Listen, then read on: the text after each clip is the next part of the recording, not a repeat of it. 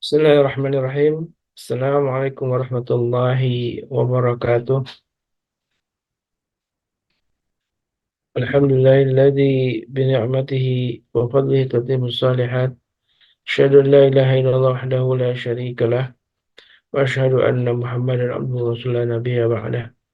Allahumma shalli wa sallim wa karim wa barik ala nabiyyina wa syafi'ina wa maulana Muhammad wa ala alihi wa sahbihi wa man ittaba'ahum bi ihsanin ila yaumiddin amma ba'd. Sahabatku jamaah Majelis Keluarga Indonesia yang dirahmati Allah, alhamdulillah wa syukurillah.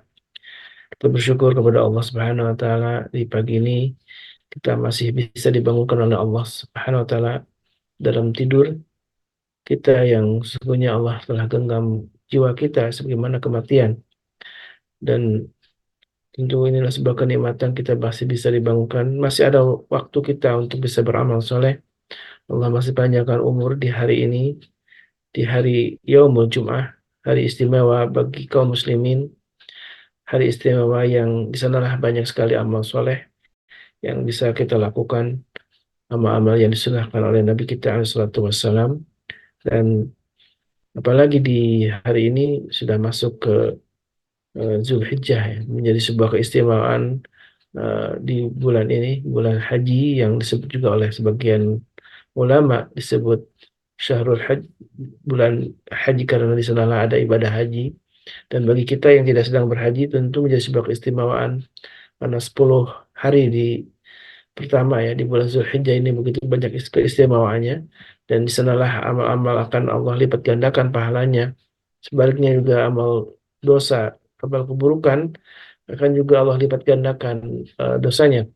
Karena itulah mari kita manfaatkan keistimewaan di hari Jumat dan juga di bulan haram, yaitu di 1 Zulhijjah, menjadi sebuah eh, momen bagi kita untuk memperbanyak amal.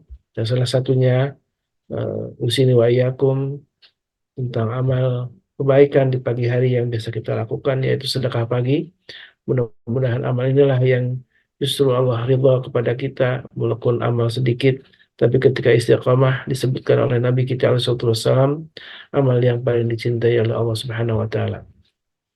Salam dan salam tentu senantiasa kita haturkan kepada baginda Nabi kita alaihi wasallam beserta keluarganya, para sahabatnya, dan juga mudah-mudahan kita umat akhir zaman ini umat yang dirindukan oleh beliau dan mendapatkan syafaat yang terbaik dari beliau, tentu bisa masuk surga tanpa hisab, menjadi sebuah eh, harapan doa-doa dari doa-doa kita yang selalu kita panjatkan kepada Allah Subhanahu wa taala.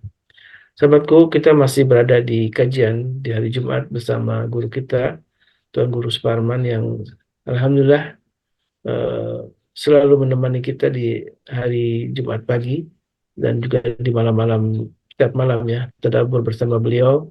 Mari kita doakan guru kita, sebenarnya Allah Subhanahu wa taala senantiasa jaga dan lindungi beliau beserta keluarganya, dan juga Allah limpahkan keberkahan untuk beliau dan beserta keluarganya. Amin Allahumma amin. Dan tentu ini doa untuk kita semua jamaah yang dimuliakan Allah, yang selalu istiqamah hadir di majelis ilmu bersama guru-guru kita di MKI.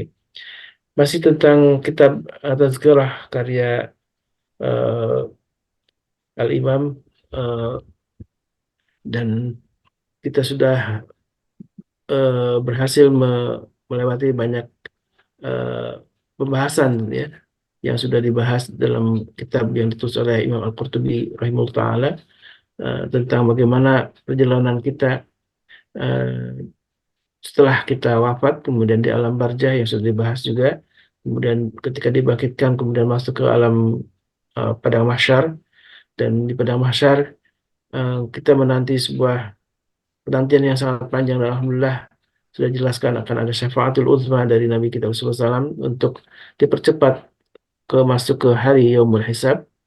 Dan Yaumul Hisab lah yang sudah dibahas juga oleh guru kita sekilas tentang bagaimana catatan amal yang Allah akan tunjukkan kepada kita semua. Dan mudah-mudahan kita semua dengan memahami kitab ini makin gigih untuk mempersiapkan ya, makin bersemangat untuk mempersiapkan hari kepastian itu yang akan tiba, Kelak sebelum kita menyesal, tentu kita harus mempersiapkan bagaimana persiapan atau bekal iman yang harus kita eh, siapkan. Mudah-mudahan ini jadi sebuah kebermanfaatan untuk kita semua. Dan alhamdulillah guru kita sudah hadir. Eh, Assalamualaikum Tuan Guru. Sehat walafiat. Waalaikumsalam warahmatullahi wabarakatuh. Masya Allah. Alhamdulillah. Nahnu bi khair. Ustaz Khalis. Bi sihatin wa afiyah. Alhamdulillah, syukurlah. Senang kalau mendengarkan Tuan Guru sehat walafiat. Masya Allah. Berarti memang dakwah Alhamdulillah. beliau terus ya bisa dinikmati oleh umat, termasuk kita yang selalu menanti kehadiran beliau gitu ya. Khusus lebih khusus di hari Jumat pagi ini mengkaji sebuah kitab sangat penting untuk bagi kita untuk bisa memahami tentang perjalanan hidup kita. Baik, saya tanpa panjang kala tafadhol masykurah untuk melanjutkan sebuah kajian kita ini. Syukran lakum. Barakallahu fiikum Ustaz Khalis. Assalamualaikum warahmatullahi wabarakatuh. Assalamualaikum warahmatullahi. Alhamdulillah. حمدا طيبا كثيرا مباركا فيه يليق بجلاله وعظيم سلطانه. أشهد أن لا إله إلا الله وحده لا شريك له وأشهد أن محمدا عبده ورسوله. اللهم صل وسلم وبارك وكرم وأنعم على نبينا ورسولنا وإمامنا وقدوتنا محمد وعلى آله وأصحابه ومن سار على نهجه واستنى بسنته إلى يوم الدين وبعد. اللهم لا علم لنا إلا ما علمتنا إنك أنت العليم الحكيم. اللهم علمنا ما ينفعنا وانفعنا بما علمتنا وزدنا علما وزدنا علما وأصلح لنا شؤوننا كلها ولا تكلنا إلى أنفسنا طرفة عين. اللهم فقهنا في الدين وعلمنا التأويل. ثم إنا نعوذ بك من علم لا ينفع ومن نفس لا تشبع ومن دعوة لا يستجاب لها. بارك الله. Amin ya Allah ya Rabbal Alamin.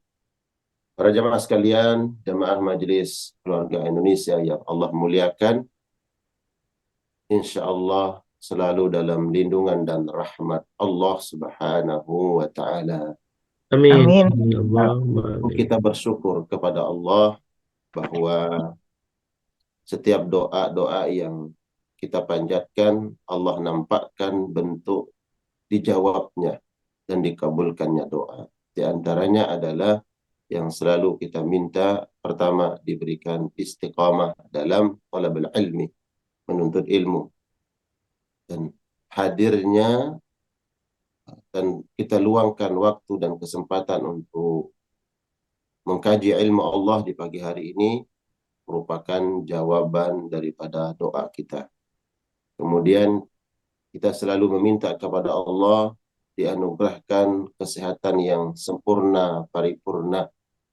Alhamdulillah, pagi hari ini pun tanpa ada kekurangan apapun, semua anggota tubuh kita masih bisa berfungsi sesuai dengan fitrah dan fungsinya. Mata masih bisa melihat, telinga mendengar, ya kita masih bisa berucap, berbicara, kaki bisa melangkah, tangan kita melakukan sesuai dengan fungsinya. Sel-sel kita ya masih diberikan nikmat oleh Allah Subhanahu wa Ta'ala untuk melaksanakan fungsinya sesuai dengan kehendak Allah Subhanahu wa Ta'ala.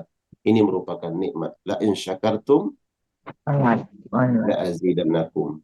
Tugas kita adalah menjaga nikmat itu, dan cara yang paling ampuh untuk menjaga nikmat adalah bersyukurlah kepada zat yang memberikan nikmat.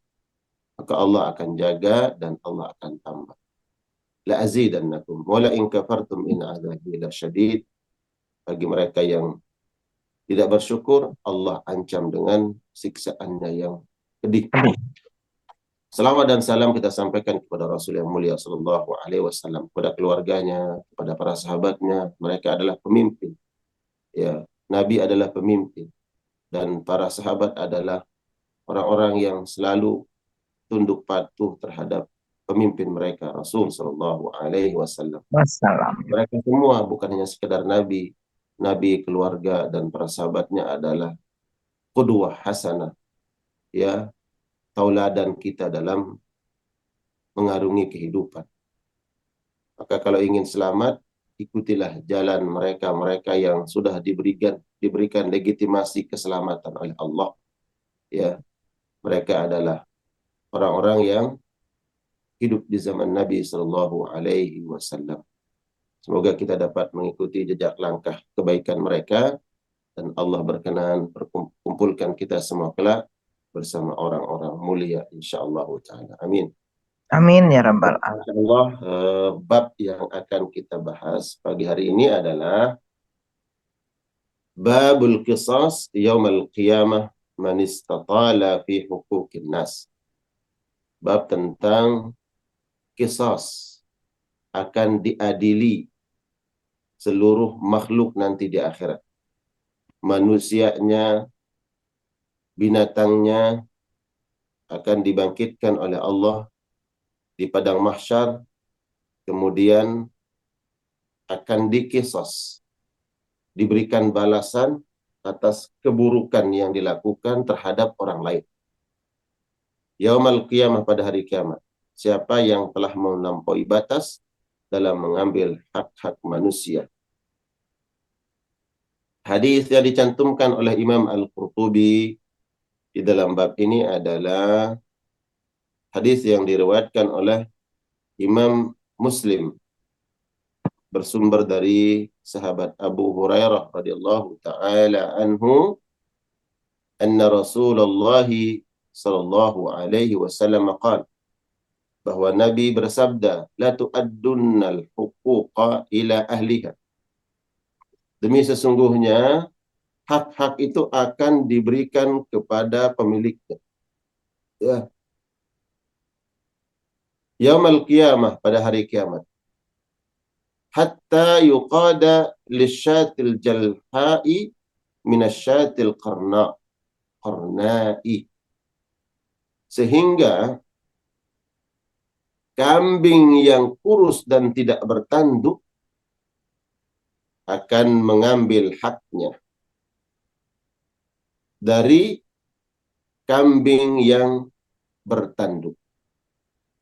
Maksudnya bahwa kambing yang bertanduk serta gemuk mungkin di dunia semasa hidupnya pernah menanduk, ya, kambing yang kurus dan tidak bertanduk, maka kedua kambing ini kelak akan dikisas oleh Allah, akan dibangkitkan oleh Allah Subhanahu wa taala, dan kambing yang kurus tidak bertanduk akan mengambil haknya dari kambing gemuk yang bertanduk. Nabi sampaikan semua ini bentuk tahdzir, karena hadis ini menghadirkan nuansa tarhib, ya, tarhib dan tahdzir, memberikan peringatan serta nasihat, dan menghadirkan rasa takut kepada manusia, jangan sampai melampaui batas dan berlaku zalim sekecil apapun kezaliman itu terhadap orang lain. Kemudian hadis ini juga menghadirkan pesan bahwa agar orang bersabar. Seandainya ada seseorang yang menjadi objek pelaku kezaliman, maka disinilah Allah dan Rasul-Nya memberikan tasliyah, menghibur, bahwa sesungguhnya apa yang menimpa seseorang berupa kezaliman akan dia dapatkan hak-haknya nanti di akhirat. Ya. Baik kezaliman yang bersifat maknawi, ya, atau yang bersifat hissi.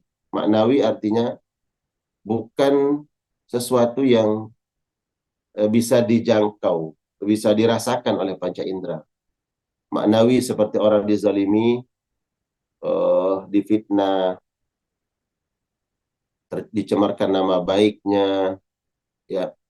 Nah, ini adalah yang bersifat maknawi. Kalau yang hissi seperti dipukul, ya, diambil hartanya dengan zalim, dicuri harta bendanya, ditipu, diculasin orang. Nah, ini yang bersifat hissi. Nah, dua hal ini pasti akan dikembalikan hak-hak tersebut kepada pemiliknya. Sampai Nabi menyebutkan bahwa kalau ada binatang, sedangkan binatang bukan makhluk yang mukallaf, ya kan? Tidak dibebankan ibadah. Makhluk, ya, binatang tidak dituntut nanti di akhirat apakah dia melakukan dosa atau tidak yang kemudian ancamannya masuk neraka, ya. Tapi disebutkan di dalam hadis ini agar manusia berhati-hati, ya, berhati-hati karena dalam ayat Al-Qur'an tentang binatang akan dibangkitkan nanti di akhirat dan akan dimintai pertanggungjawaban terhadap kezaliman mereka terhadap binatang yang lain disebutkan oleh Allah Subhanahu wa taala di dalam surat Al-An'am ayat 38. Ya, Al-An'am 38. Allah Subhanahu wa taala berfirman, "Wa ma min dabbatin fil ardi wala ta'irun yatiru bi janahihi illa umamun amsalukum ma farratna fil kitabi min syai' thumma ila rabbihim yuhsyarun." Tiadalah binatang-binatang yang ada di bumi dan burung-burung yang terbang dengan kedua sayapnya, melainkan umat juga seperti kamu. Tiadalah kami alpakan sesuatu apapun di dalam Alkitab, yaitu Al-Quran. Kemudian kepada Tuhannya lah mereka akan dihimpun. Nah, kata mereka akan dihimpun itu adalah penyebutan binatang, dabah, dan ta'ir, burung-burung yang berterbangan, dan manusia. Ya. Semuanya akan dikumpulkan oleh Allah Subhanahu wa taala. Dikumpulkan di mana? Di padang mahsyar. Kemudian dibangkitkan dan dikisah seluruh makhluk saat itu. Dan sabda Nabi sallallahu alaihi wasallam, beliau berkata, "Man kanat indahu mazlamatun li akhihi min 'irdihi aw syai'in falyatahallalhu minhu al-yawm qabla an la yakunu dinarun wala dirham." Nabi sallallahu alaihi wasallam mengingatkan, siapa di antara kalian yang telah berlaku mazlamah, ada kezaliman yang dilakukan li akhihi, terhadap saudaranya, sesama muslimkah atau terhadap orang lain yang bukan muslim. Kata li akhihi ini karena bersifat umum, nanti di akhirat akan dikisos, maka ada persaudaraan yang akhihi, persaudaraan secara nasab. Maka jangan menzalimi, menyakiti, mengambil hak saudara kita yang senasab, sedarah. Apakah harta warisan, atau kita tidak memberikan hak-hak mereka, atau mengurangi jatah dan hak yang harus didapat. Maka jangan berlaku demikian. Atau akhihi, sesama muslim, ada ukhuwah Islamiyah, ya, saudara sesama muslim. Jangan menyakiti, menzalimi saudara sesama muslim. Karena Nabi sebutkan bahwa seseorang yang memiliki keimanan dan keislaman yang sempurna adalah orang yang tidak menyakiti saudaranya sesama muslim, baik dengan lisannya ataupun dengan tangannya. Ya, ini saudara sesama muslim. Atau saudara sesama hamba Allah, sesama makhluk. Hamba Allah, sesama makhluk sebagai manusia, ataupun berlaku zalim terhadap makhluk Allah Subhanahu wa ta'ala, apakah itu binatang dan seterusnya. Maka kata Nabi sallallahu alaihi wasallam, siapa di antara kalian yang berbuat zalim terhadap saudaranya, min irdihi, berupa kehormatan. Tadi yang saya sebut sebagai maknawi, ya, seperti memfitnah, merusak kehormatan orang lain, ya, mengadu domba, ini juga bagian dari kezaliman. Au syai'in, atau sesuatu hal yang lain. Syai'in, sesuatu hal yang lain yang mungkin kita anggap biasa. Makanya Nabi menyebut kata syai'. Syai' itu selalu konotasinya adalah sesuatu yang kecil. Kalau bersifat kebendaan, ya, kecil.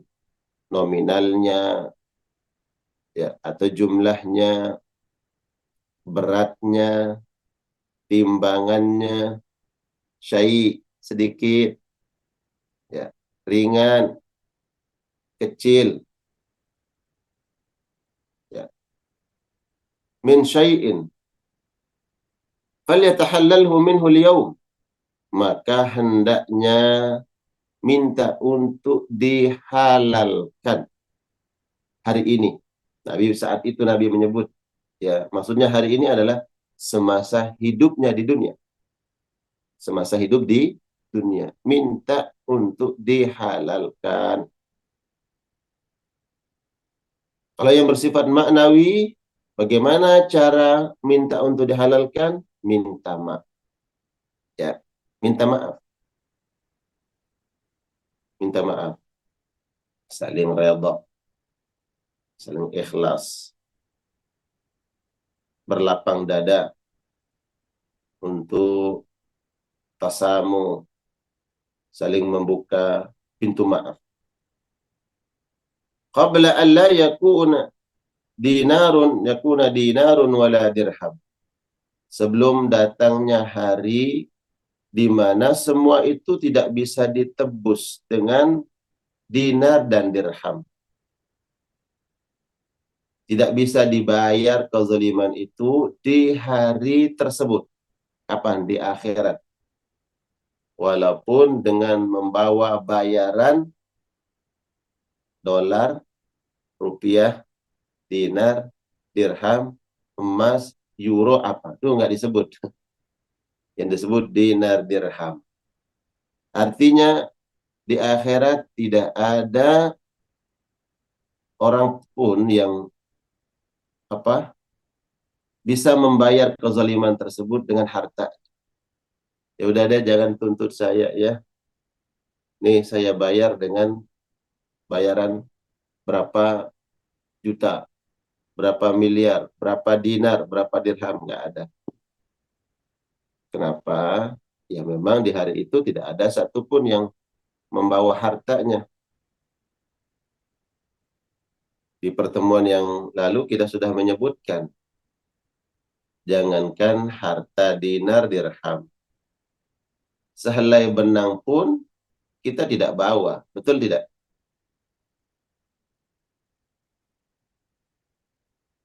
Yang disebutkan oleh Nabi, yuhsyarun nas, manusia digiring pada hari itu di padang mahsyar, ya, uratan, dalam keadaan tidak berpakaian, sehelai benang pun tidak melekat pada diri kita. Lalu bagaimana dengan membawa dinar dirham? Nggak ada. Jadi hari itu seseorang tidak mampu membayar kezaliman yang dia lakukan dengan harta yang dia miliki. Kalau di dunia sih memungkinkan, apalagi di zaman fitnah yang dihukum bersalah belum tentu salah. Yang diponis bebas tidak bersalah belum tentu benar. Yang salah bisa dibenarkan, yang benar bisa disalahkan. Tergantung wani piro. Betul nggak? Iya. Wani piro. Mau bayar berapa? Bisa dicarikan solusinya. Ya. Yang tidak bersalah, ya bisa dicarikan deliknya. Oh, deliknya ini. Yang bersalah, ya nanti dibuat hukumnya. Ya, dibuat aturannya. Itulah dunia. Tapi di akhirat, di padang mahsyar nanti, ya, semua dibangkitkan dan dikisah semua manusia, semua makhluk. Tidak ada yang kemudian memiliki hak dan kemampuan untuk membebaskan dirinya dari kezaliman yang telah dia lakukan.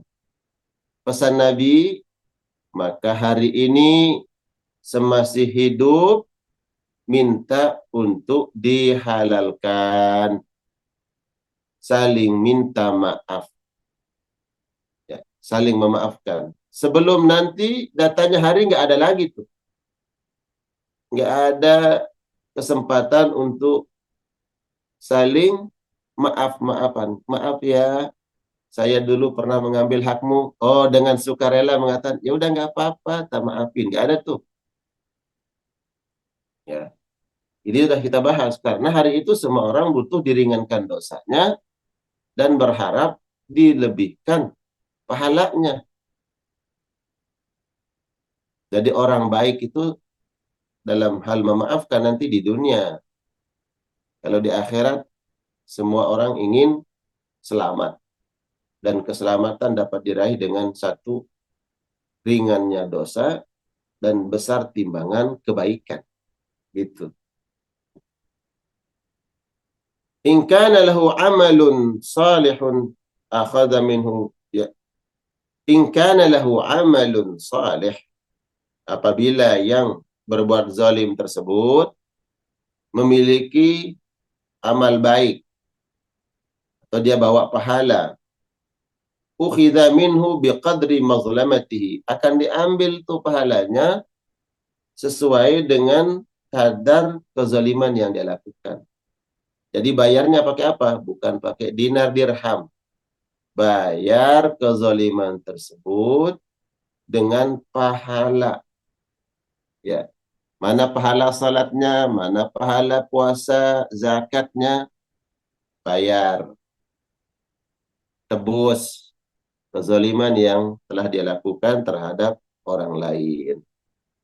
Ya. Yang celakanya, wah ini celaka. Wa illam yakun lahu hasanat, kalau dia nggak punya pahala, atau mungkin pahalanya udah habis diambil oleh orang pertama, kedua, ketiga, terus ternyata ada namanya Pak Khalid di urutan ke-101 menuntut, ya, Pak siapa? Pak Joni. Pak Joni awalnya pahala puasanya banyak, pahala sholatnya banyak. Wah, bahkan dia tadinya berharap, wah dan bangga, wah saya masuk surga nih. Karena melihat tumpukan pahalanya seperti gunung yang besar. Ternyata ada yang menahan dia masuk surga nanti di akhirat. Yang menahan dia untuk selamat membawa pahala tersebut. Siapa? Ada orang bernama Bu Maryam. Bu Maryam pertama, saya nuntut tuh Pak Joni, dulu mengambil hak saya. Oh, haknya apa? Dia pedagang di pasar. Pedagang apa? Oh, pedagang beras. Terus gimana? Ternyata ada timbangan yang kurang. Timbangannya kurang. Lalu gimana? Ya udah, sekarang saya tuntut. Mana hak saya dulu di dunia yang dia kurangi timbangannya? Terus diambil orang pertama, kedua, sampai orang yang ke 100. Datanglah tadi Pak Khalid pada urutan ke 101. Saya menuntut. Ternyata celakanya Pak Jonino sudah Muhammad ini. Saya sebut nama ya, contoh saja. Mohon maaf bila ada nama yang bernama Bu Maryam, bernama Pak Joni, bernama Pak Khalid. Ini sebagai contoh saja. Celakanya Pak Joni ini sudah habis pahala puasanya, zakatnya, dan seterusnya amal soleh. Wa illam yakun lahu hasanat ukhidha min sayyiati sahibihi wa hummila alaih. Karena tidak mampu membayar atas kezaliman yang dia lakukan, maka diambillah dosa dari Bu Maryam. Mana dosa Bu Maryam? Mana dosa Pak Khalid? Ya, yang menuntut agar mengambil haknya dari Pak Joni karena Pak Joni tidak mampu bayar karena pahalanya habis. Alas, setelah itu dilimpahkan dosa orang-orang lain terhadap dirinya, orang yang telah dia zalimi. Nah, ini celakanya. Ini akan terjadi peristiwa ini karena tadi ayat di dalam surah Al-An sebutkan bahwa semua akan dibangkitkan termasuk binatang. Bahkan binatang pun akan dikisas. Ya. Nah, inilah hadis yang disebutkan oleh Nabi Shallallahu Alaihi Wasallam tentang orang yang muflis, orang yang bangkrut di akhirat. Ya, saya bacakan. Mungkin ini juga sering kita dengar hadis ini dan Allahu alam di kajian tadabbur juga mungkin saya pernah sampaikan. Tapi penting dan baik untuk kemudian kita ulang membaca hadis ini sebagai hadis yang menghalangi kita, mengerem kita jangan sampai berbuat zalim, baik mengambil hak orang lain ataupun melukai perasaan orang lain dengan sengaja dan niatan buruk atau merusak harga diri, martabat dan kehormatan orang lain. Hati-hati. Dari sahabat Abu Hurairah radhiyallahu taala anhu anna Rasulullah sallallahu alaihi wasallam qala, hadis dari Abu Hurairah bahwa Nabi bersabda, atadruna manil muflis? Nabi bertanya kepada para sahabat, tahukah kalian siapa yang bangkrut itu? Qalu, para sahabat kemudian menjawab, al muflisu fina man la dirham lahu wala mata. Orang yang bangkrut di golongan kami, di antara kami adalah orang yang habis hartanya, dinar dirhamnya habis, hartanya ludes. Itulah orang bangkrut. Qala, Nabi bersabda, innal muflisa min ummati. Orang yang bangkrut itu nanti datang dari golongan umatku. Mayati yaumal qiyamah, yang datang pada hari kiamat, dibangkitkan di padang mahsyar. Kemudian setiap orang melihat pahala dan dosanya. Nah, orang yang muflis ini bisalatin wa siyamin wa zakatin. Dia lihat pahala salatnya, puasa dan zakat yang dia lakukan. Wa ya'ti, tapi celakanya qad syatama hadza, dulu pernah mencaci maki orang, wa qadzafa hadza, dan telah menuduh orang lain tanpa bukti, wa akala mala hadza, telah mengambil harta orang lain dengan zalim, wa safaka dama hadza, dulu pernah menumpahkan darah orang lain, wa daraba hadza, dulu dia ini orang yang ringan tangan, ya, ringan tangan, memukul, menghardik, ya, daraba itu memukul, orang yang ringan tangan baik terhadap keluarga atau siapapun. Wa yu'ta hadza min hasanatihi, maka diberikanlah orang-orang yang telah dia zalimi ini dari kebaikannya. Wa hadza min hasanatihi, dan orang ini juga dari kebaikannya, yaitu orang yang telah dia zalimi, yang dia makan hartanya, yang dia tumpahkan darahnya, yang telah dipukul oleh dia. Nah, kebaikannya diberikan kepada orang-orang tersebut. Fa in funiyat hasanatuhu, bila mana habis kebaikan-kebaikan atau pahala salat, pahala puasa, pahala zakat, qabla qada'i ma alaihi, sebelum selesai tuntas, ya, qada, yaitu penyelesaian atau belum tuntas dia memberikan hak-hak orang yang telah dia zalimi, dia sakiti, orang-orang yang disebut di atas tadi, ukhidha min khatayahum faturihat alaih, diambillah dosa orang-orang tersebut, kemudian ditimpakan kepadanya, thumma turiha finnar, yang pada intinya akhirnya orang tersebut dilemparkan ke dalam neraka. Ya. Jadi penyebab dia masuk neraka adalah karena kezaliman yang dia lakukan. Nah, hadis ini tsumma turiha finnar, pada akhirnya dia akan masuk neraka. Ini kaitannya peristiwa ya, setelah dibangkitkan seluruh makhluk di padang mahsyar, ya, kemudian dihadirkan di meja pengadilan Allah Subhanahu wa taala, di meja persidangan Allah. Mana dulu yang berbuat zalim, mana yang dizalimi, ya, dihadirkan oleh Allah Subhanahu wa taala, ya. Disebutkan oleh Abu Hurairah radhiyallahu taala anhu bahwa yahsyurullahu al-khalqa kullahum yaumal qiyamah, al-bahaim wat-tayr wad-dawab wa kullu syai'in, wa yablughu min adlillahi ta'ala. Maka di akhirat nanti, kata Abu Hurairah, Allah akan menghimpun seluruh makhluk, baik binatang-binatang ternak, burung-burung, dan binatang-binatang yang melata, yang merayap di atas muka bumi, sehingga mereka akan mendapatkan keadilan Allah Subhanahu wa taala. Di saat itulah kemudian, tsumma yaqulul kafir, orang-orang kafir kemudian berucap, ya, wa yaqulul kafiru ya laitani kuntu turaba. Nah, ini akhir di dalam surat An-Naba.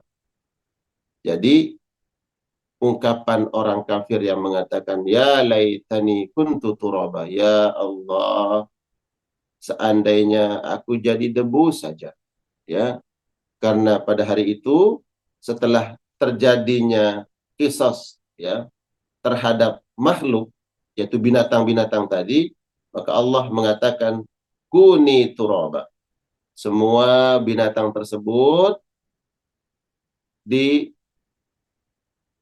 oleh Allah Subhanahu wa taala, ditetapkan menjadi turab, debu. Selesai. Ya. Hanya kemudian ini yang menyebutkan bahwa binatang-binatang semuanya akan menjadi debu, selesai, tidak ada mereka masuk surga ataupun masuk neraka. Kecuali ada binatang-binatang yang diberikan pengkhususan, ya. Pengkhususan binatang yang masuk surga seperti hudhudnya Nabi Sulaiman alaihissalam, ya. Kemudian anjingnya Ashabul Kahfi, ya. Itu takdir Allah Subhanahu wa taala. Ya. Anjingnya Ashabul Kahfi. Kemudian disebutkan burung yang ikut memadamkan gejolak api yang akan membakar Nabi Nabi Ibrahim alaihissalam. Kemudian juga An-Namlah. An-Namlah artinya apa? Semut. Semut yang berucap, yang Allah sebutkan di dalam Al-Quran. Wa qalatin namlatu ya ayyuhan namlu udkhulu masakinakum. Wahai rakyatku, bangsa semut, masuklah kalian ke rumah-rumah kalian. Karena Nabi Sulaiman akan melewati tempat tersebut. Nah, ini pengecualian. Selain itu, binatang ditakdirkan oleh Allah, kuni turaba, jadilah kalian debu semuanya. Ya, selesai, tuntas, tidak ada hisab setelahnya, tidak ada mizan setelahnya, tidak ada mereka melewati sirat, tidak ada. Nah, ketika orang kafir melihat Allah merubah binatang-binatang itu menjadi debu, selesai urusan mereka, berangan-anganlah orang-orang kafir itu, ya laitani kuntu turaba, turaba, ya Allah, seandainya aku menjadi debu saja. Artinya selesai, tuntas, tidak ada lagi setelah ini, bahwa akan ditimbang, ya, ada mizan akan ditimbang amal-amal. Ya, kemudian nanti akan ada sirat melewati jembatan antara surga dan neraka. Ini angan-angan orang kafir. Jadi pada intinya jemaah sekalian Allah muliakan, bahwa di dalam hadis ini Nabi menyebutkan tentang keadilan Allah Subhanahu wa taala, bahwa Allah akan memberikan hak-hak tersebut kepada pemiliknya sekecil apapun. Sampai disebutkan bila mana ada kambing kurus dan tidak bertanduk pernah diseruduk, disakiti, dizalimi oleh kambing nih yang merasa kuat karena memiliki tanduk dan gemuk kuat, jadi sembarangan dan mudah menzalimi, menyakiti binatang yang lain, maka mereka pun akan dihadirkan nanti di akhirat dan akan dikisos. Kalaulah makhluk akan dikisos seperti itu, maka bagaimana dengan manusia? Makhluk tidak dibekali akal, tidak tahu mana yang namanya menyakiti, ya. Mereka tidak pernah mendengar terminologi tentang kezaliman, mereka tidak pernah dibebankan ibadah, tidak diperintahkan menjauhi larangan, ya. Pun mereka akan dikisos. Lalu bagaimana dengan manusia yang telah diberikan akal pikiran oleh Allah, dibekali dengan akal, sehingga dengan akal itu wahadainahu najdain, silahkan, ini loh jalan yang baik, ini jalan yang buruk. Akal kalian tentu kalau betul sebagai manusia yang ulil albab pasti akan memilih jalan yang baik, ya. Hati nurani dibekali kita oleh Allah Subhanahu wa taala. Inna fil jasadi mudghah, di dalam tubuh kita ini ada segumpal daging. Idza saluhat saluhal jasadu kullu, bila daging ini baik maka yang lainnya akan baik. Wa idza fasadat, kalau dia rusak, ya, fasadal jasadu kullu, maka berdampak menjadi kerusakan tubuh kita seluruhnya. Kita dibekali dengan hati nurani, ya. Ada sisi-sisi rahmat, kasih sayang yang Allah berikan. Lalu bila Allah sudah bekali dengan semua ini, apakah kita tidak menggunakan hati nurani kita? Bahkan banyak orang yang tidak memiliki hati nurani, menzalimi saudaranya, baik saudara kandung, saudara nasab, atau saudara sesama muslim, atau mungkin juga saudara sesama hamba Allah. Di mana letak hati nurani? Ya, ada orang yang sudah berlelah-lelah. Lelahnya gimana? Nabung. Untuk bisa berangkat haji, berangkat umroh. Nabung bertahun-tahun. Kumpulin dikit, sedikit, sedikit. Tetesan keringat yang dia lakukan, upah dia dapat, dia titip tuh. Dia tabung, dia simpan. Dengan mudahnya orang-orang yang menipu tanpa ada belas kasih, tidak memiliki hati nurani, mengambil hak orang lain. Bayangkan. Begitu juga menzalimi. Ada orang yang dengan mudah menumpahkan darah orang lain. Na'udzubillah, menghilangkan nyawa orang lain. Di mana letak hati nurani? Disinilah kemudian kita dapat mengambil ibrah pelajaran dari hadis ini. Binatang ternak, ya, binatang melata, burung-burung yang mereka tidak dibekali oleh Allah Subhanahu wa taala dengan akal, nanti akan dibangkitkan oleh Allah Subhanahu wa taala, akan dikisas. Maka kita sebagai manusia yang telah dibekali akal, pikiran oleh Allah, dibekali kalbu, hati, akan lebih berat, ya. Nanti pertanggungjawaban dan diminta keadilan Allah Subhanahu wa taala kepada kita. Maka takutlah, kata Nabi, kalau kalian ingin selamat, maka hari inilah. Bila mana telah menyakiti orang lain, minta maaf. Bila mana telah mengambil hak orang lain, maka mintalah dihalal. Hari ini, sebelum nanti datangnya hari di mana tidak berlaku lagi harta kita, kedudukan kita, pangkat nggak berlaku lagi. Dinar, dirham nggak akan mampu membayar kezaliman kita. Baik jamaah sekalian Allah muliakan, ini yang kita bahas pada pagi hari ini tentang qisas yang akan berlaku nanti di akhirat. Disebutkan ini urutannya adalah setelah Allah bangkitkan manusia di padang mahsyar, kemudian dihisab, ya dihitung satu persatu, dibangkitkan semua, ya binatang-binatang yang dikisas oleh Allah Subhanahu wa taala. Manusia kemudian dituntut atas kezaliman yang lakukan. Makanya kemudian setelah dihisab, kemudian dikisas, ada orang yang tadi besar kebaikannya, besar pahala sholat, zakat, puasa. Tapi karena kezaliman yang dilakukan, ya, makin besar dosanya, di mizan, ya, nanti kan berikutnya setelah itu mizan, ditimbang. Disitulah orang yang besar dan berat timbangan keburukan atas kezalimannya akan menyesal ketika ditimbang amal-amal oleh Allah Subhanahu wa taala.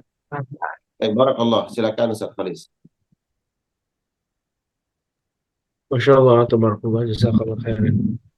Jamaah yang berkalaulah, tema tentang bagaimana orang zalim ya akan diminta pertanggungjawaban, dan kita akan saling menghisab dengan sama saja, akan saling menghisab, akan saling minta pertanggungjawaban masing-masing. Dan mudah-mudahan kita lepas dari ujian paling berat ini di akhirat kelak.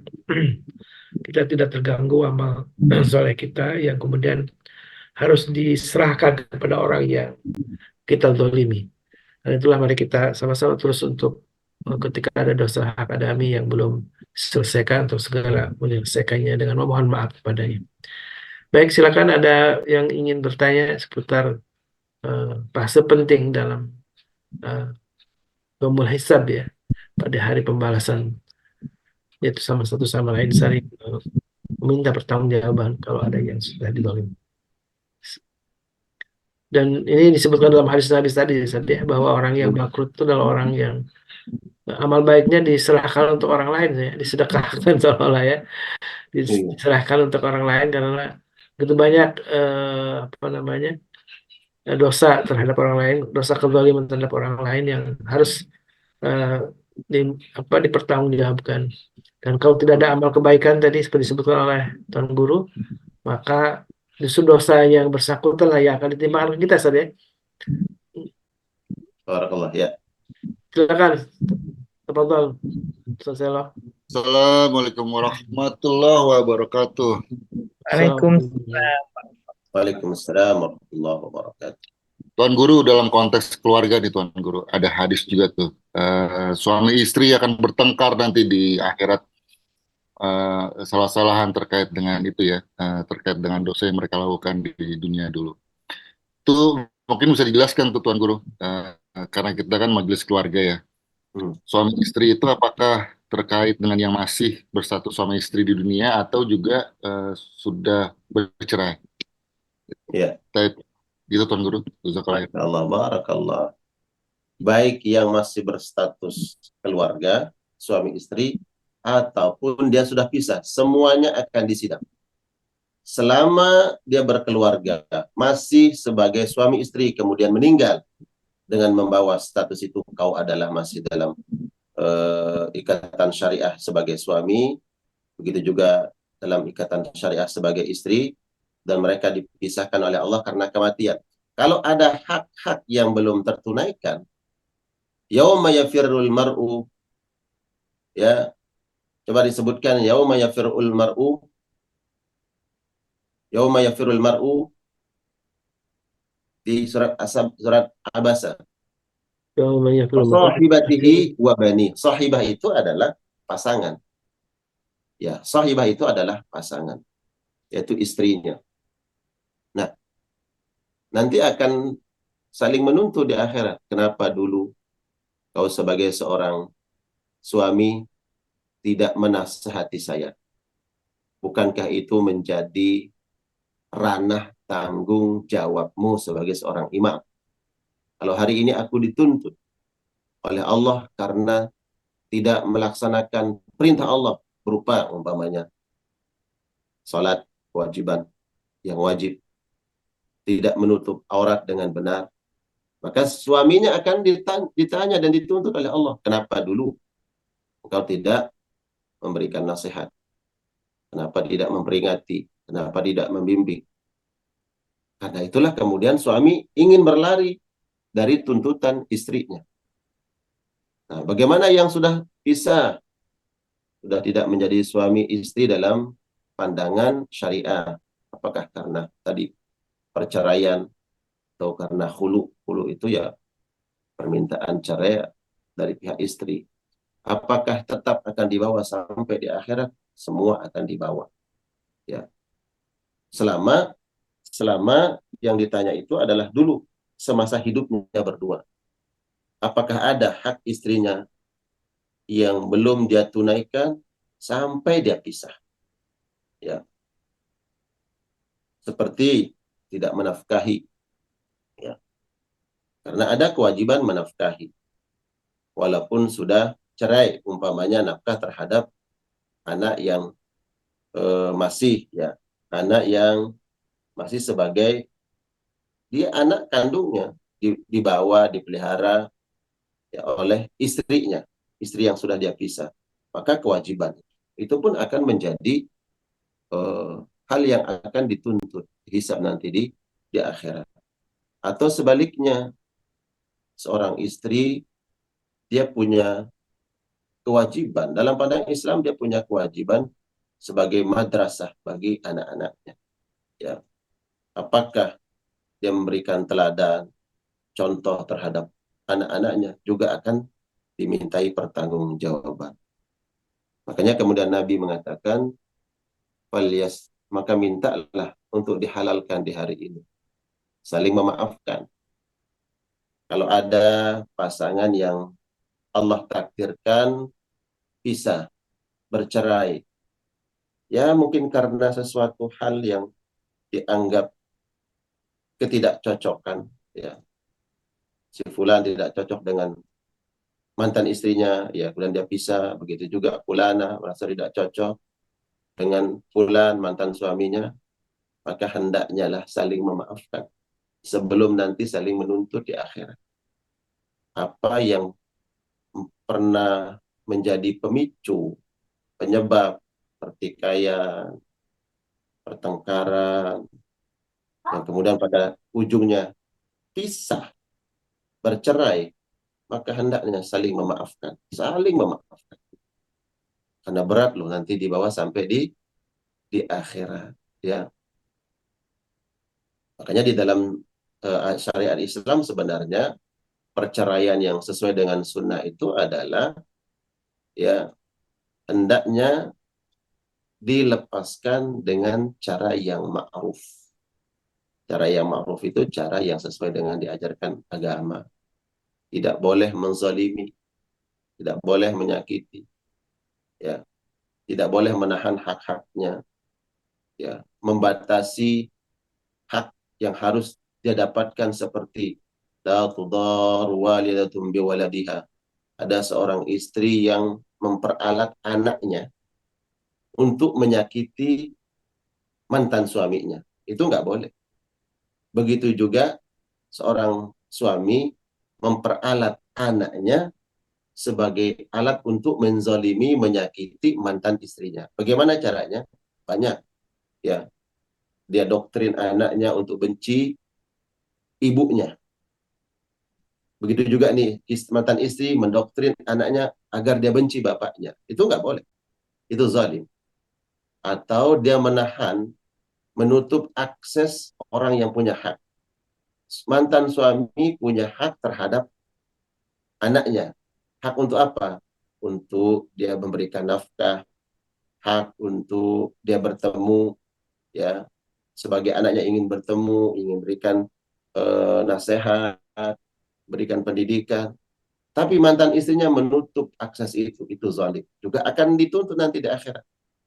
Begitu sebaliknya, suami karena dia yang membawa, ya mungkin diputuskan dia yang berhak untuk membawa anak-anaknya, dia tutup akses mantan istrinya untuk berjumpa dengan anak-anaknya.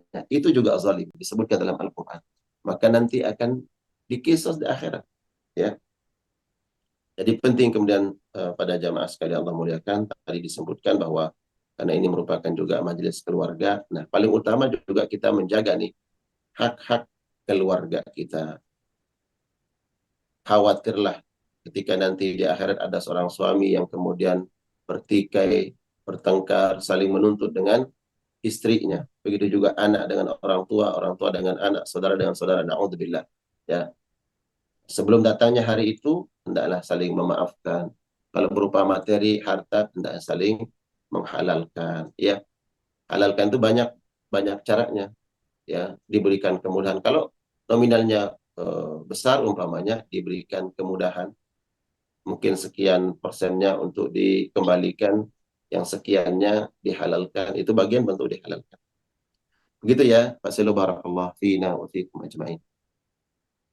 Baik, alhamdulillah, mudah-mudahan jelas ya, dan ini menjadi perhatian untuk kita semua bagaimana di keluarga pun akan bisa saling menuntut Ustaz ya, antara orang tua antara anak dengan orang tua juga ya, karena bisa menuntut orang tuanya yang tidak memberikan pengajaran yang baik gitu Ustaz ya. Ya. Dan mungkin kalau mestinya ibu-ibu juga bertanya nih, kalau uang belanja yang kurang itu Ustaz, apakah kemudian si suami bisa dituntut gitu ya? Itu bagaimana Ustaz Baik, batasnya? bukan begini. eh, saya bukan dalam rangka membela para bapak-bapak di sini. Ya, kalau kurang, permasalahannya itu kita merasa cukup atau merasa kurang. Kita ini kadang pandai merasa dalam hal itu. Ya, dalam untuk diri kita pandai merasa. Saya merasa tidak dihargai oleh Ustadz Khalis. Tuh pandainya kita merasa kalau di situ. Tapi kalau merasakan orang lain, ya Allah, kenapa saya gak menghargai? Ya, itu kita kurang. Betul nggak Ustadz Khalis? Ya. Saya kurang nih diberikan jatah bulanan, merasa kurang. Ya. Tapi kalau merasa saya kurang yang berikan pelayanan ya kepada suami, itu kadang nggak pandai. Atau sebaliknya ya. Sebaliknya, suami merasa kurang diberikan pelayanan oleh istrinya, tapi nggak pandai merasa, saya udah ngasih jatah berapa ya? Sok-sokan minta seperti raja di rumah. Ah, kan begitu. Nah, ini biar imbang nih. Nah, kalau seseorang tidak menunaikan hak selayaknya, karena kalau kita bicara kurang, Ustaz Khalis, semua orang akan merasa kurang. Maka disinilah kemudian letak keadilan syariat Allah Subhanahu wa Ta'ala. Ya, falyumfik, maka hendaknya dia berinfak, memberikan nafkah itu sesuai dengan kadar kemampuannya. Maka seorang istri lihatlah kadar kemampuan keluasan rezeki suaminya. Kalau sekian yang didapat dan itu sudah ditunaikan, maka kalau merasa kurang, ya kita akan terus merasa kurang. Tapi yang penting adalah bahwa suami telah menunaikan kewajiban sesuai dengan kemampuannya. Nggak boleh menuntut lebih dari kemampuan itu. Ya, begitu juga suami. Kalau engkau mampu memberikan, ya, memberikan nafkah kepada istri untuk dibahagiakan, dicukupkan, lalu kau seperti Abu Sufyan yang diadukan oleh Hindun, ini berdosa. Makanya Hindun kan ngadu kepada Nabi, ya Rasulullah, inna Aba Sufyan rajulun syahid. Wahai Rasul, jadi kebuka juga nih. Hikmahnya buat kita ya. Hindun itu membuka apa ya kepada Nabi problem rumah tangganya. Jadi kepada Nabi bukan diumbar kepada orang lain ya.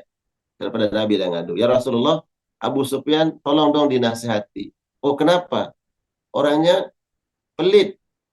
Mestinya saya punya kebutuhan sekian, tapi dia ngasihnya nggak cukup. Rajulun syahid. Apakah berdosa ya Rasulullah kalau aku diam-diam buka dompetnya, buka kantong bajunya, ketika dia tidur, lalu aku ambil tuh. Oh ternyata di dompetnya banyak ya. Ya, saya diam-diam tuh, tahu PIN ATM-nya. Saya diam-diam tuh, buka, tahu ternyata saldonya banyak. Tapi ngasihnya nggak cukup ya Rasulullah. Bolehkah kira-kira kalau aku ambil diam-diam Kata Nabi, khudhi ma yakfiki wa yakfi bani. Boleh. Tuh, hati-hati loh. Boleh. Boleh. Tapi masih koma, belum titik. Boleh. Ambil untuk dirimu, cukup untuk nafkah dirimu dan anakmu. Ya, kebutuhan harianmu untuk beli ini dan beli itu, ambil boleh. Diam-diam boleh. Dan kebutuhan anakmu. Lebih dari itu, nggak boleh. Kalau suaminya pelit. Kalau suaminya sudah ngasih sesuai dengan kebutuhannya, ya cukup, maka jangan menjadi jasus. Apa itu jasus? Ya, Mata-mata. memata-matai, curigaan sama suami, gitu. Nggak boleh dosa. Inilah yang disebut dengan insijam antara hak dan kewajiban. Nggak boleh kita selalu mengedepankan mana hak saya. Tapi di sisi kewajiban kita pura-pura tidak lihat. Kita pura-pura buta, baik suami ataupun istri. Mana hak saya sebagai seorang suami? Kamu ini gimana sih? Nah, tidak boleh hanya mengedepankan minta hak, tapi lupa kewajiban kepada keluarga. Hargai, muliakan, berikan nafkahnya. Ya, sebagaimana ungkapan istri itu butuh kasih sayang, Ustaz Khalis. Masya Allah. Tidak butuh yang lain, karena ungkapan kasih sayang itu pertama lewat kata-kata, kedua lewat Hadiah. hadiah. Cukupkan, udah selesai kan gitu. Ya. Cukupkan, jangan laki-laki yang apa ya, baik itu adalah yang mampu berlaku baik kepada keluarganya. Kalau kau dermawan di luar, ayo makan. Oh, sama temannya. Wow, traktir teman gini-gini. Tapi di rumah, Pak, yuk dong kita makan di luar. Coba lihat tuh di kulkas ada nggak? Masih ada. Udah masak di rumah aja, ngapain juga keluar. Kalau temennya sih cepet banget diajak makan di luar, traktir. Tapi giliran istri dan anak-anaknya, udah makan di rumah aja. Ya, nggak boleh begitu. Justru kalau kita pandai menraktir orang lain di luar, yang lebih berhak ditraktir untuk itu adalah anak dan istri, ya kan? Begitu Ustaz Khalis. Masya Allah. Ini Jadilah orang yang mudah-mudahan para royal itu bapak keluarga. tambah bersemangat ya untuk mentraktir para istrinya ini. Dan Ngasih hadiah sama orang lain, waduh, ngasih hadiahnya ya jor-joran sama orang. Itu kerudung kamu udah itu ya, udah lusuh. Ini tak beliin kerudung. Ya, pilih yang mana aja kepada orang lain. Tapi pada istrinya, ya, dasarnya nggak berubah-berubah. Gitu, Ustaz Halis, barakallah. Saya berusaha untuk membela para bunda nih. Baik, Ustaz. Dan termasuk pasangan kita hanya untuk memberikan solusi itu masih dibolehkan saja ya. Bagian gibah yang dibolehkan saja ya. Ya, kasusnya Hindun itu tidak bicara kepada orang lain, tapi dia bicara kepada Nabi. Dalam hal ini, beliau Nabi SAW pertama sebagai muallim, sebagai guru dalam hal itu. Kemudian yang kedua sebagai amir, pemimpin. Ya. Nabi beliau memimpin di Madinah. Maka kepada siapa kita mengadu? Kepada yang memiliki otoritas. Ya, begitu ya. Baik, masih banyak nih Ustaz, pertanyaannya. Mohon waktu sebentar lagi ya. Kita coba Pak Irwan, silakan langsung to the point Pak Irwan. Baik, Assalamualaikum warahmatullahi wabarakatuh, Ustaz. Waalaikumsalam warahmatullahi wabarakatuh. Saya langsung saja, Pak Ustaz, karena waktunya sedikit lagi. Ini karena terkait dengan keluarga. Sedikit bucin, Ustaz. Kita tahu bahwa di surga nanti kita itu didampingi oleh 7 bidadari. Ya, insya Allah kalau kita ada di surga. Ingin saya tanyakan itu, saya itu kadang-kadang berpikir, apakah mungkin kita itu kan kalau suami istri itu selalu mengatakan bahwa hidup semati, bukan hanya di dunia, tapi juga di surga. Apakah mungkin apabila insya Allah suatu saat kita dipanggil Allah, kemudian kita ada di surga, insya Allah kita bisa dengan istri kita. Ya. Jadi kita ingin bidadari itu ya istri kita di dunia, putri kita di dunia, sehingga tujuh bidadari itu adalah memang orang-orang yang sangat kita cintai, yang ada di dalam keluarga kita. Apakah itu memungkinkan? Apakah itu bisa? Minta mohon penjelasannya, sehingga kita itu jangan berpikir kalau laki-laki itu kan, mohon maaf Ustaz, hawa nafsu itu lebih tinggi. Ya. Mencari. Demikian ini, mohon penjelasan. Terima kasih. Ini barakallah, Pak Iwan, barakallah. Ini sebuah harapan yang harus direalisasikan. Dan untuk merealisasikan itu bukan nanti di akhirat ya. Realisasikanlah harapan itu sekarang di dunia. Katakan kepada istri kita, katakan kepada suami kita, kita ingin hidup bersama. Bersama di dunia, juga bersama di akhirat. Tidak dipisahkan dari dunia sampai di akhirat. Itu adalah harapan yang harus direalisasikan. Apakah nanti kita akan bisa berkumpul dengan istri kita? Selain Allah berikan juga bagi laki-laki ya pasangan-pasangan di surga hurun ain, bidadari-bidadari, nanti bisa dibaca di dalam surat Ar-Ra'd ayat 23. Allah Subhanahu wa taala berfirman, "Jannatu adnin yadkhulunaha wa man salaha min abaihim wa azwajihim." Surga tempat mereka dikumpulkan nanti.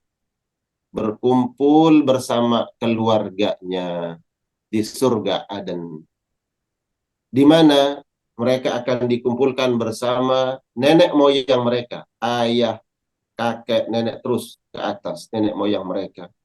Wa azwajihim, dan pasangan-pasangan.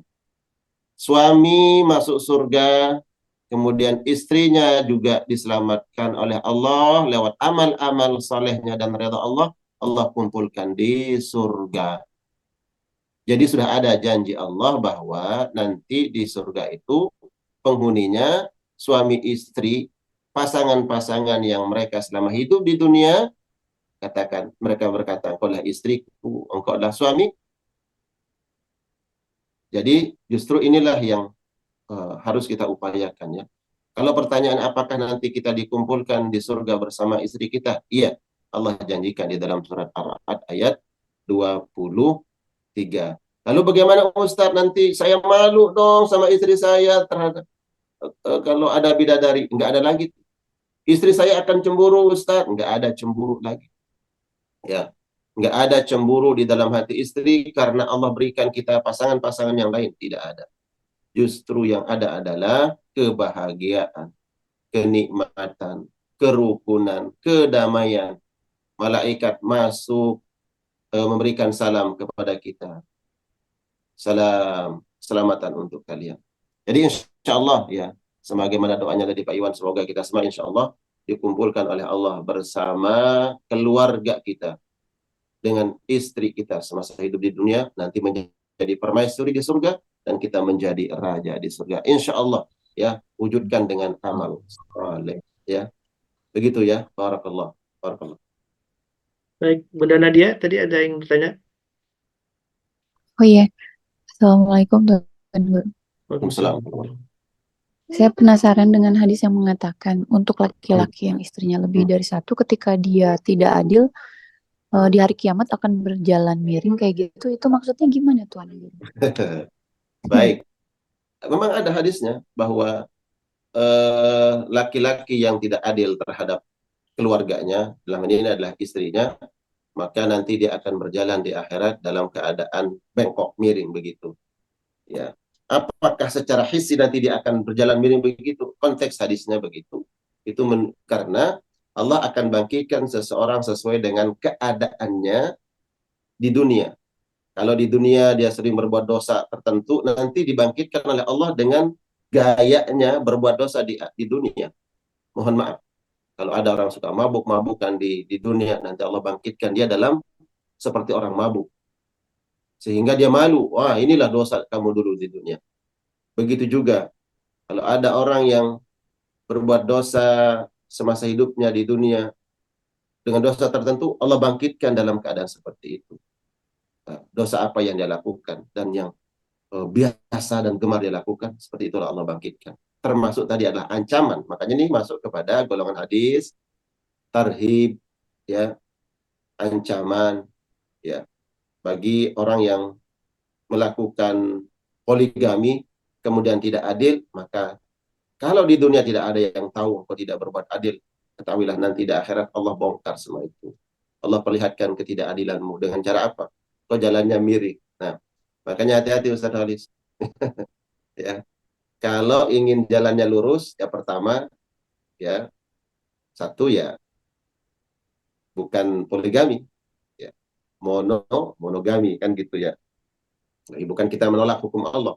Kalaupun kemudian ada saudara kita yang mengambil tadi pilihan untuk berpoligami, maka hendaknya dia berbuat adil. Iya. Khawatirlah kalau nanti di akhirat jalannya Iya. miring, ya. Dianya yang dibongkar aibnya oleh Allah, tapi yang sabar nih, istri pertamanya, subhanallah, suaminya tetap baik sama istri pertamanya, sama istri keduanya dia abaikan. Nah, maka nanti istri keduanya kalau dia bersabar, dia tetap mendapat pahala, ya, dosanya itu pada suami yang tidak berbuat adil. Kenapa saya katakan istri pertama tetap dia berbuat adil, yang diabaikan istri kedua? Karena yang terjadi itu kadang sebaliknya. Betul nggak Ustaz Tulis? Wah, saya belum bisa jawab, Ustaz. Enggak, Belum kita punya pengalaman, Ustaz. membaca Maaf. realita gitu loh. Membaca realita. Yang terjadi itu, ya, dia tinggalkan istri pertamanya. Ya. Dia kemudian fokus pada istri keduanya. Berapa banyak yang pengaduan seperti itu? Ya. Gitu loh Ustaz Khalis. Barakallah. Masya Allah, ya mudah-mudahan tetap ini jadi eh, ini ya perhatian untuk kita semua bagaimana keadilan dalam rumah tangga ya, Ustaz, ya. Dan ini juga ada banyak pertanyaan, masih sebagai penutup ya, ada beberapa pertanyaan Ustaz, kecil Ustaz saya Khalil. bacakan tentang Tadi batas kan Ustaz kecukupan Khalil. misal dari Bunda Yanti nih yang masih bingung nih. Kalau perempuan minta misalkan untuk skincare, apalagi atau apa yang lain itu apakah Ya, termasuk itu hal yang juga termasuk batasan-batasan yang ya. bolehkan atau mungkin karena daya hidup ya saja Hmm, sebagaimana nih yang disebut kecukupan. Itu yang pertama, ya. yang kedua dari Bunda Elvi dari Australia soal ini saat kalau nafkah batin gitu ya. Kalau misalkan suami minta untuk dipenuhi hajatnya gitu di malam itu kemudian istri mau nolak, apakah nanti juga akan dihisab Ustaz? Itu Hmm. seberapa eh, Jadi, parahnya gitu, misalkan seberapa besar itu dosanya ketika istri menolak untuk berhubungan di eh, pada hari itu gitu ya. baik, tadi saya mau kembali ke Bunda Nadia dulu ya. Hmm. Tadi kan Bunda Nadia penasaran dengan hadis itu. Mana Bunda Nadia? Masih monitor? Masih Tuan Guru. Baik, sebentar. Hmm. Bunda Nadia penasaran dengan hadis itu. Kalau saya penasaran kenapa Bunda Nadia pertanyakan hadis itu. Iya, maksudnya nggak tahu kayak Iya, gimana gitu. baik. Terus kalau Ya. misalnya Tuan Guru, Baik, udah cukup dulu itu. Ya, iya nanti iya iya. kesempatannya berikutnya Bunda Nadia. Ya. Kemudian tadi terkait dengan skincare. Ini kan kebutuhan yang melekat pada kaum Hawa. Kaum Hawa itu ingin selalu tampil cantik, ya, tampil menawan. Terkhusus ya tentunya untuk suami, ya, sehingga ingin dihargai. Makanya Ustaz Khalis, ya, sering-seringlah menyanjung istri. Masya Allah, kau adalah rembulan. Dalam apa? Fil jamal, dalam keindahan. Sering-seringlah menyanjung istri. Jadi insya Allah, kalau sering menyanjung istri, permintaan skincare-nya akan berkurang, Ustaz Khalis. Kenapa? Untuk apa skincare? Saya sudah disanjung sama suami, sudah cantik ke depan suami. Baik, artinya bahwa tetap diperbolehkan.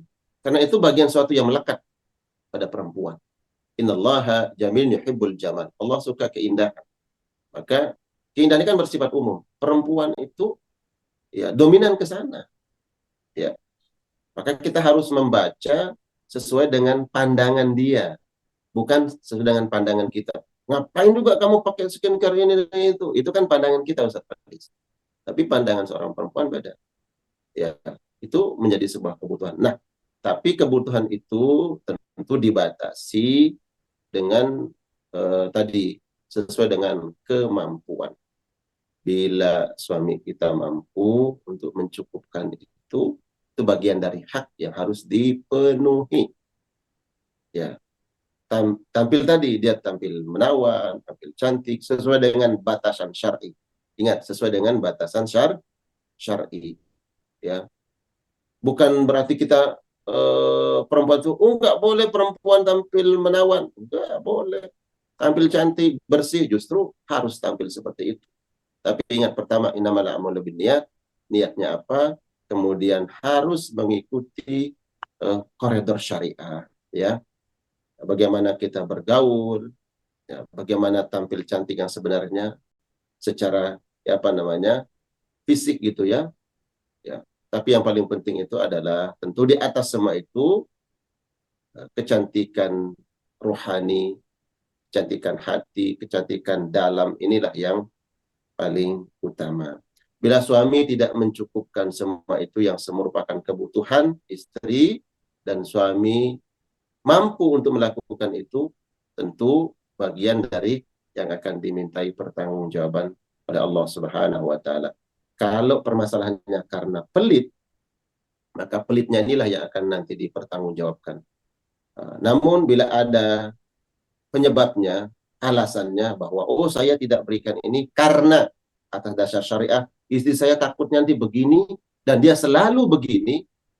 Nah, jadi ada argumentasi nanti suami di akhirat, Allah alam apakah diterima atau tidak argumentasi itu oleh Allah Subhanahu wa taala, kita kembalikan. Tapi innamal a'malu binniyat, di situ telah ukurnya niat. Bila niatnya baik adalah agar tidak terjumus dalam maksiat, ya, tidak berhura-hura dan seterusnya, khawatir melanggar syariat, maka insya Allah suami akan punya hujjah di hadapan Allah Subhanahu wa taala. Begitu.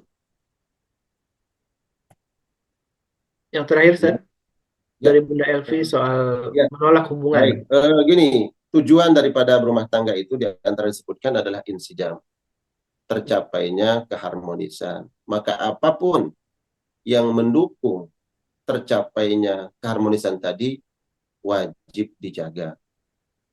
Dalam kaidah usul fiqh mengatakan, ma la yatimul wajib illa bihi fahuwa wajib. Sesuatu yang menyebabkan yang wajib itu sempurna, maka sesuatu itu menjadi wajib. Contohnya, seseorang ingin naik ke atas loteng umpamanya, tidak bisa dia naik kecuali dengan tangga. Maka tangga ini menjadi sesuatu hal yang harus untuk sampai naik ke atas, maka tangga itu harus ada. Artinya bahwa kalau untuk tercapainya sebuah keharmonisan dalam rumah tangga dengan menjaga hak-hak tadi, hak suami kita diberikan pelayanan, tadi hak batinnya kita harus cukupkan, maka itu menjadi satu yang wajib. Kalau kita tidak tunaikan dengan alasan saya malas karena saya nggak cinta, karena saya benci, berdosa.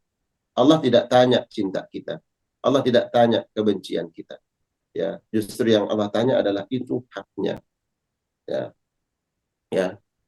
Namun tadi saya sebutkan, kita tidak boleh hanya mengedepankan sisi hak, tapi lupa akan kewajiban. Ya. Suami jangan mengatakan itu hak yang tunaikan. Tapi lihatlah, kalau kewajiban kita sebagai suami juga adalah tafahum, memahami apa penyebabnya. Oh, mungkin ada sesuatu yang menyebabkan berkurangnya pelayanan seorang istri, atau terhambatnya, atau tidak sempurna. Itu juga harus kita lihat. Karena tujuan daripada rumah tangga itu adalah insijam, tercapainya keharmonisan, kebahagiaan. Maka disitulah butuhnya kita untuk saling melihat hak dan kewajiban, porsinya harus seimbang. Gitu ya, Ustaz Khalid. Barakallah. Masya Allah, Tabarakallah. Mudah-mudahan memberikan solusi ya untuk semuanya juga, karena ini menjadi bagian hal-hal yang terjadi dalam hubungan kita dengan pasangan kita dalam rumah tangga kita. Dan tentu tema tentang Yaumul Hisab, tema yang sangat mengerikan untuk kita semua dan harus kita siapkan bagaimana kita bisa mempertanggungjawabkan, memberikan hujah di hadapan Allah Subhanahu wa taala. Mudah-mudahan semua jamaah dari sekarang udah mulai ya berpikir-pikir, udah mulai bersiap-siap, bersungguh-sungguh untuk bagaimana kita mempersiapkan bekal untuk memberikan hujah terhadap semua pertanggungjawaban amal yang kita lakukan.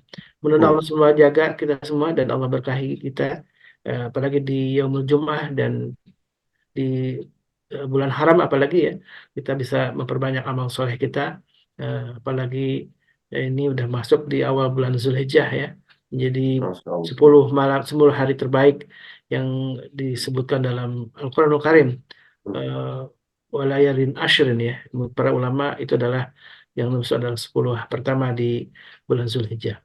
Baik jamaah yang bukan Allah, alhamdulillah wa syukurlah jazakallah Ustaz atas ilmu dan nasihatnya.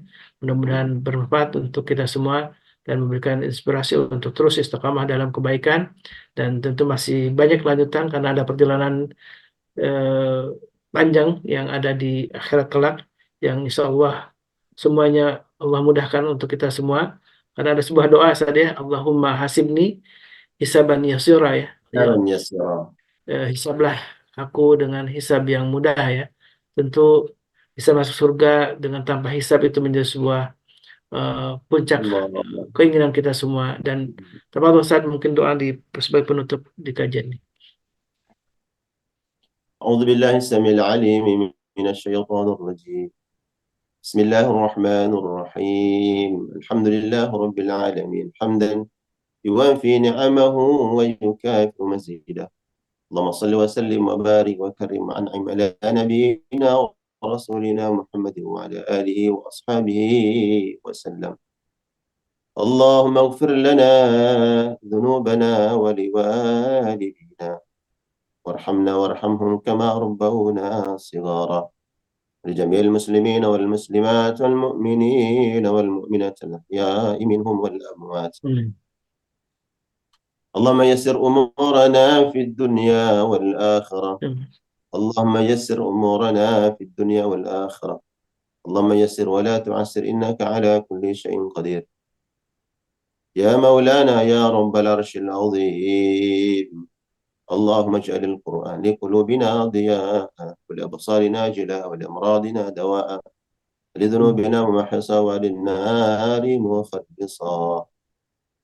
اللهم اجعل جمعنا هذا جمعا مرحوما وتفرقنا من بعده تفرقا معصوما مغفورا. اللهم ربنا هب لنا من أزواجنا وذرياتنا قرة أعين واجعلنا للمتقين إماما. مولانا رب العرش العظيم انصر إخواننا المستضعفين اللاجئين المظلومين في فلسطين. اللهم انصرهم على أعدائك أعداء الدين. اللهم عليك باليهود الغاصبين الظالمين. اللهم أهلكهم ودمرهم تدميرا. ربنا آتنا في الدنيا حسنة وفي الآخرة حسنة وقنا عذاب النار. فضلك سبحان ربك رب العزة عما يصفون. سلام على المرسلين والحمد لله رب العالمين. Barakallah semuanya. Syukran atas bergabungnya pagi hari ini. Sama-sama kita saling mengkaji ilmu Allah. Semoga Allah anugerahkan kita ilmu yang bermanfaat. Dengan ilmu itu bertambah keimanan dan ketakwaan kita kepada Allah Subhanahu wa taala. Syukran lakum. Saya undur diri. Assalamualaikum warahmatullahi wabarakatuh. Waalaikumsalam warahmatullahi wabarakatuh. Dan kita tutup dengan doa kafaratul majlis. Subhanakallahumma wa bihamdika asyhadu an la ilaha illa anta astaghfiruka wa atubu ilaik. Wassalamualaikum warahmatullahi wabarakatuh.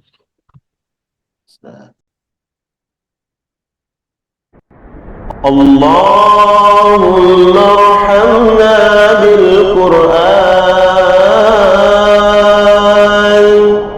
waj'alhu lana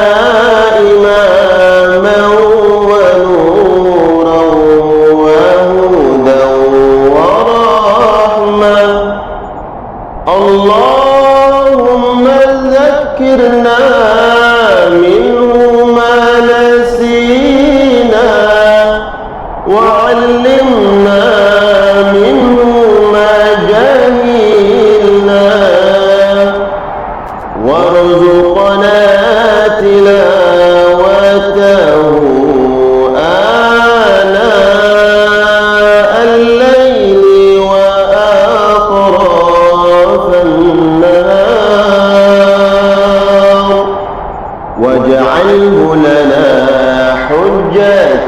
يا رب العالمين